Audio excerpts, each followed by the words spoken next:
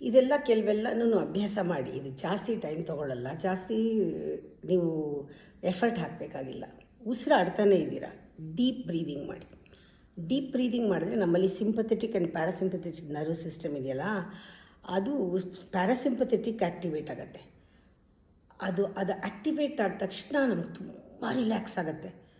ಆವಾಗಲೇ ಗೊತ್ತಾಗುತ್ತೆ ನಮಗೆ, ನಮ್ಮಲ್ಲಿ ಡೋಪಮೈನ್ ಬಾಡಿನಲ್ಲಿ ರಿಲೀಸ್ ಆಗ್ತಾಯಿದೆ, ಅದು ಹ್ಯಾಪಿ ಹಾರ್ಮೋನ್ ಬರ್ತಾ ಇದೆ ಅಂತ.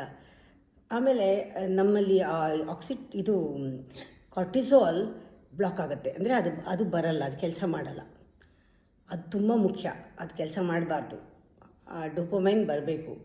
ಆ ಡೀಪ್ ಬ್ರೀದಿಂಗ್ನಲ್ಲಿ ನಿಮಗೆ ಒಂದು ಸುಖ ಬರುತ್ತಲ್ಲ, ಆವಾಗ ನೀವು ಬಿಡೋದೇ ಇಲ್ಲ. ಯಾವಾಗಂದ್ರೆ ಆವಾಗ ಯಾವ ಕ್ಷಣದಲ್ಲಿ ಬೇಕಾದರೂ ಕೂತಿದ್ದಾಗ, ನಿಂತಿದ್ದಾಗ, ಜೊತೆ ಮಾತಾಡ್ತಿದ್ದಾಗ ಜಸ್ಟ್ ಒಂದು 2 ಮಿನಿಟ್ಸ್ ಡೀಪ್ ಬ್ರೀದಿಂಗ್ ಮಾಡಿ. ಎಷ್ಟು ಆನಂದ ಅನಿಸುತ್ತೆ. ಆ ಥರ ನಿಮ್ಮ ನೇಚರ್ಗೆ ನೀವು ಬಂದುಬಿಡ್ತೀರ, ಪ್ರೆಸೆಂಟ್ ಮೊಮೆಂಟಿಗೆ ಬಂದುಬಿಡ್ತೀರ. ತುಂಬ ಕ್ಲಾರಿಟಿ ಬರುತ್ತೆ ಮೈಂಡು. ಇದನ್ನೆಲ್ಲನೂ ಚಿಕ್ಕದಿರ್ಬೋದು ನೋಡೋಕ್ಕೆ, ತುಂಬ ಡಿಫ್ರೆನ್ಸ್ ಬರುತ್ತೆ ನಿಮ್ಮಲ್ಲಿ. ತುಂಬ ಬದಲಾವಣೆಗಳು ನಮ್ಮ ಒಳಗೂ ಹೊರಗೂ ಆಗುತ್ತೆ. ದಯವಿಟ್ಟು ಮಾಡಿ ಇದನ್ನು, ಡೀಪ್ ಬ್ರೀದಿಂಗ್ ಮಾಡಿ.